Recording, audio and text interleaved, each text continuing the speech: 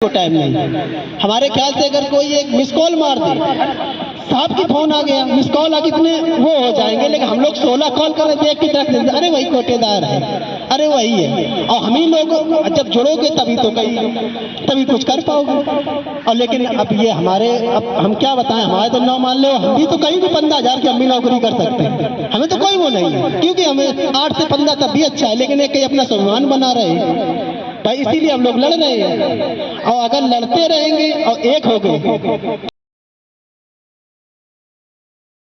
साथियों, राशन विक्रेताओं की कमीशन बढ़ोतरी की मांग को लेकर 25 नवंबर से उपभोक्ता वेलफेयर एसोसिएशन द्वारा इको गार्डन में जो धरना प्रदर्शन किया जा रहा है।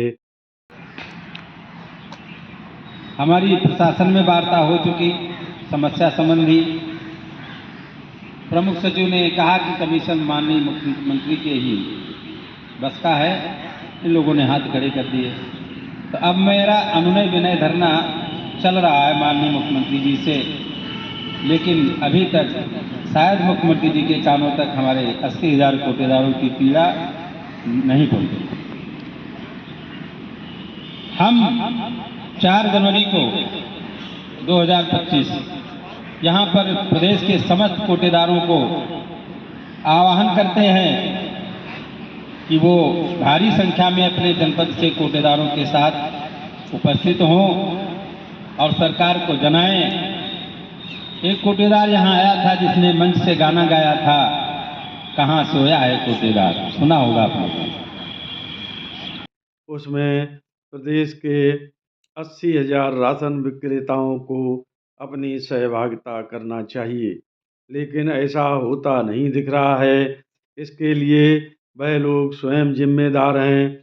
यदि उनको यह लगता है कि हमारा संगठन इसमें शामिल नहीं है, तो मैं उनसे यह पूछना चाहता हूँ कि उनके संगठन के मुखिया क्या यह नहीं चाहते कि उनके संबंधित राशन विक्रेताओं का कमीशन बढ़ाया जाए।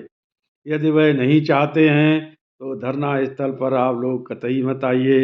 यदि वह चाहते हैं कि हमारे राशन विक्रेताओं की कमीशन बढ़ना चाहिए, तो आप संगठन को छोड़कर स्वयं व्यक्तिगत धरना स्थल पर पहुँचें, जिससे हमारी आवाज़ बुलंद हो सके और शासन के लोग हम लोगों से वार्ता हेतु तैयार हों।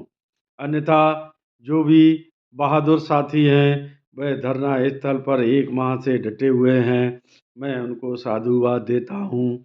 इसी उनकी संघर्षशीलता को देखते हुए उचित दर विक्रेता एसोसिएशन ने अपना समर्थन उन्हें पहले ही शुरू में ही दे दिया था। अब वहाँ पर उचित दर विक्रेता एसोसिएशन का बैनर भी लहरा रहा है। और मैं कल अपर आयुक्त से भेंट वार्ता के बाद इको गार्डन में धरना स्थल पर भी गया था।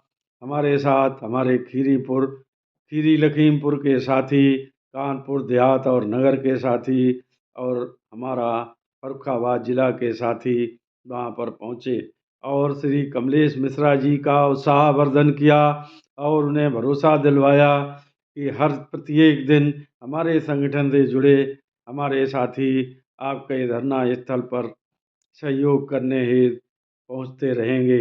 चाहे कोई भी सहयोग करे या ना करे, लेकिन उचित दर विक्रेता एसोसिएशन राशन विक्रेताओं के हितों के लिए हमने बनाया है और राशन विक्रेता का हित जहाँ भी होगा, चाहे वो मेरा दुश्मन ही क्यों न हो, मैं उसका सहयोग ज़रूर करूँगा, क्योंकि हमारा संगठन राशन विक्रेताओं के लिए ही तो है, ना कि हम अपने निजी स्वार्थों के लिए उसमें उसका विरोध करें।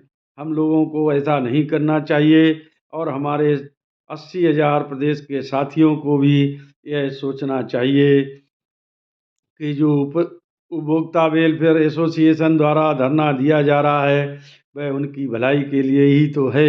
यदि उसमें कोई उन्हें बुराई नज़र आती हो तो वह सार्वजनिक रूप से कहें कि उपभोक्ता वेलफेयर एसोसिएशन द्वारा धरना दिया जा रहा है वह राशन विक्रेताओं के हितों के लिए नहीं है। मैं पुनः कमलेश मिश्रा जी से कह के उन समस्याओं को अलग कराऊंगा, अन्यथा नहीं है तो 80,000 राशन विक्रेता अपने संगठनों को ताक पर रखकर कम से कम एक दिन के लिए वहाँ पर जरूर जाएं और जा कर के धरने का समर्थन करें। आप लोग अपने संगठनों को प्रत्येक माह कुछ न कुछ जरूर देते हैं, वह उनको दीजिए या एक महीना बंद कर दीजिए, तो कम से कम उसी पैसे से आप उपभोक्ता वेलफेयर एसोसिएशन के इको गार्डन में चल रहे धरने का समर्थन करिए, ताकि वहाँ पर राशन विक्रेताओं की संख्या में वृद्धि हो सके और शासन को यह पता चले कि राशन विक्रेता अब जागरूक हो रहे हैं और जागृत हैं, इसीलिए उनकी बातों पर अब ध्यान दिया जाना चाहिए। साथियों, मेरा विनम्र निवेदन है कि आप लोग उस धरना स्थल पर अपना कीमती समय कम से कम 2 ही घंटे के लिए प्रत्येक दिन दीजिए, जिससे कि हमारे जो अगुआकार धरना स्थल पर बैठे हैं उनका उत्साह बढ़ता रहे और शासन पर दबाव बनता रहे। साथियों, मेरी बात अगर किसी को अप्रिय लगी हो तो क्षमा करें। जय हिंद, नमस्कार।